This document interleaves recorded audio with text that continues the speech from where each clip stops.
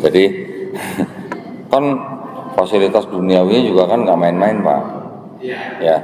Jadi ya, tapi kebenaran itu kan di atas segalanya. Ya, yaitu Allah Subhanahu wa taala sendiri kan sudah berfirman ya. Mereka mau dikasih tahu nggak dikasih tahu tetap aja mereka nggak beriman. Ya, jadi ada orang-orang yang memang mau menjemput hidayah, ada orang-orang juga yang betah di kekufurannya. Itu urusan mereka dengan Allah Subhanahu wa taala. Urusan kita hanya kita menyampaikan. Ketika mereka Bapak bilang tadi disekolahkan tinggi-tinggi dan segala macam, ya ada yang masih tetap pendeta, tapi ada juga yang mendapatkan hidayah masuk Islam. Ada Pak, banyak di Indonesia, enggak di Indonesia atau di luar negeri juga banyak Pak, banyak Pak.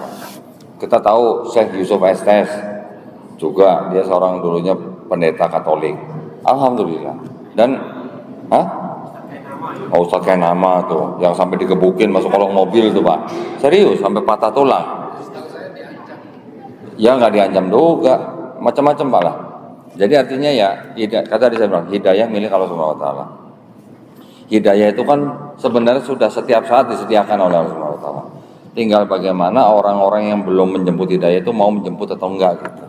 Ketika mereka diajarkan teologi tinggi-tinggi, diajarkan sekolah tinggi-tinggi, kalau yang mempelajari kayak gini Pak bedanya Pak, yang mempelajari kritik teks biasanya mereka keluar dari Kristen atau tetap di Kristen tapi dengan kepura-puraan, gitu ya.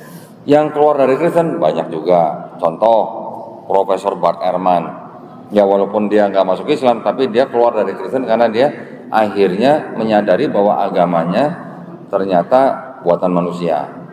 Tapi dia hanya keluar dari Kristen, tidak cari agama yang lain. Tapi dia masih ngajarin orang Kristen Pak. Masih ngajarin orang Kristen ya. Itu yang mengambil jalur kritik teks. Tapi kalau yang mengambil jalur teologi, wah ini mungkin tidak begitu banyak ya. Ada sih ada, cuman mungkin tidak begitu banyak yang keluar. Karena gini Pak, yang namanya teologi itu kan keyakinan subjektif, keyakinan pribadi yang benar-benar subjektif gitu. Orang lepas orang gitu, nggak bisa dipaksakan kepada orang lain gitu kan. Bisa disebarkan tapi dengan cara-cara yang mungkin ya kita tahu sendiri lah, dengan kolonialisme misalnya. Tapi yang namanya teologi ini apa ya namanya ya, tidak bisa dipaksakan gitu Pak ya, walaupun istilahnya mereka tahu dan mereka bingung gitu, walaupun mereka bingung kok Tuhan katanya satu tapi tiga pribadi, tapi bukan tiga Tuhan tapi satu Tuhan. Dengan segala kebingungan mereka sering dikatakan begini Pak, imani saja. Kalau nggak beriman atau kalau nggak ngerti, berarti kamu nggak disentuh atau dijamah oleh Roh Kudus. Jawabannya paling gampang gitu Pak, paling simpel. Kamu belum dijamah Roh Kudus, kalau kamu jamah Roh Kudus pasti kamu paham. Ya udah terserah gitu. Ya. Sedangkan nama Roh Kudus siapa aja nggak tahu gitu. Memang tidak ada ayat Yesus mengaku Tuhan di Bible. Tetapi kata mereka Yesus juga tidak pernah mengaku dia bukan Tuhan gitu. Nah, oke.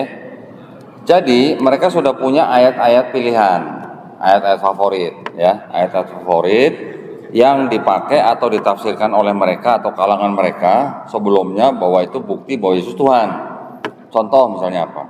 Pada mulanya adalah firman, firman itu bersama-sama dengan Allah, firman itu adalah Allah. Ada tulisan ayat seperti itu gitu ya.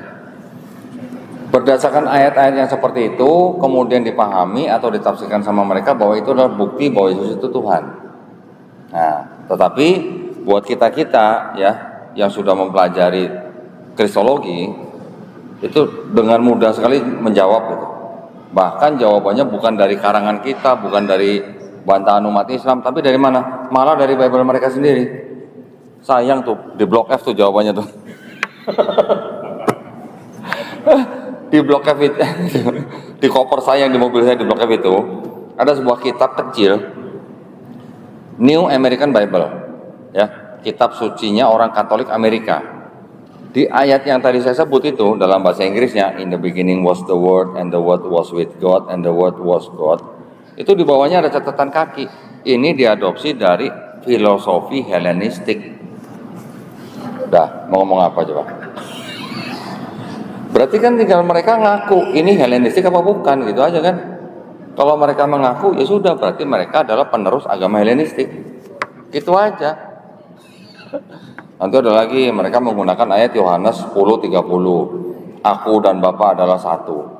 Mereka lupa di Yohanes 17:22-23 murid-murid Yesus juga satu dengan Yesus, sama seperti Yesus satu dengan Bapa.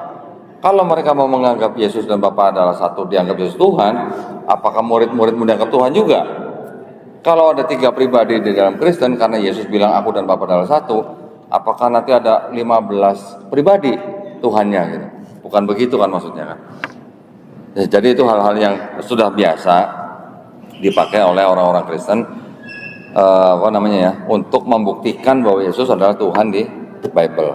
Tetapi yang membuktikan bahwa Yesus juga cuman seorang nabi juga ada.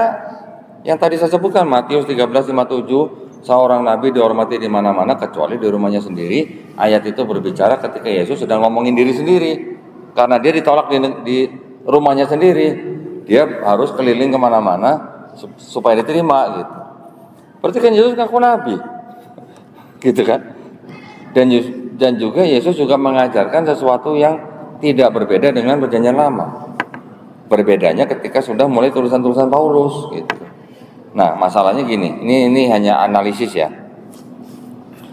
Tulisan-tulisan Paulus ditulis kira-kira pertengahan abad pertama hingga kira-kira tahun 48 Masehi sampai tahun 65 atau sampai 67 Masehi. Ini waktu itu belum ada gospel yang Matius, Markus, Lukas itu belum ada. Jadi surat Paulus ditulis duluan dengan pahamnya dia, dengan idenya dia, dengan gagasannya dia, bahwa orang Kristen itu harus menyembah Yesus sebagai Tuhan dan Juru Selamat yang mati di atas kayu salib. Tulisan-tulisan Paulus ini sudah ada sebelum ada 4 gospel. 4 gospel ditulis kira-kira 65 sampai 70 Masehi yang Markus, 70 sampai 75 sampai 80 Masehi yang Matius dan Lukas, yang 95 Masehi itu yang Yohanes. Berarti kira-kira tulisan Paulus yang mempengaruhi gospel atau tulisan gospel yang mempengaruhi Paulus? Pasti yang menulis gospel terpengaruh oleh tulisan Paulus, gitu kan? Nah, sudah gitu terbukti. Yang ditulis pertama Markus, Matius, Markus menyadur Markus. Yang Yohanes ditulis untuk melawan Kristen Basilidean. Udah gitu yang Markus ternyata menyadur tulisan-tulisan Homer. Pernah dengar Homer? Ya, 700 tahun sebelum Yesus sudah ada cerita tentang kota Trojan. Pernah dengar kota Trojan? Hah? Bukan, itu Atlantis. Ini kota yang diserbu oleh sebuah negara karena mencuri istri raja. Pernah dengar ya mungkin ya? Troya, betul. Nanti ada jagoan namanya Achilles. Nanti ada jagoan raja dari Iliad namanya Odyssey. Odyssey ini kisahnya pulang dari Troya ke negara Iliadnya setelah menghancurkan kota Trojan itu. Selama 10 tahun, kisah ini yang diadopsi oleh Markus.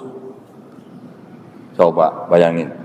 Ingat kan di Bible ada Yesus dicuci kakinya, dilumuri dengan minyak, ada kan? Itu di Odyssey ada. Nanti ada orang kesurupan yang di kapal, ada badai dan segala macam. Itu cerita-cerita itu ada di Homer dan di Markus sama. Bahasanya sama, nama tokohnya berbeda, nama tempatnya berbeda. Nah, jadi kalau begitu gimana? Cerita yang sudah ada 700 tahun sebelum ada Yesus diadopsi menjadi cerita Yesus.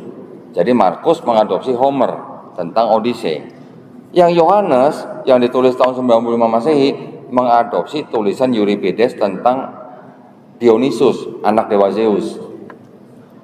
Nah, sudah kalau begitu ya. Berarti kita sudah tahu gitu. Berarti Kristen memang mengadopsi paganisme Romawi dan Helenisme Yunani. Gitu ya, Mas.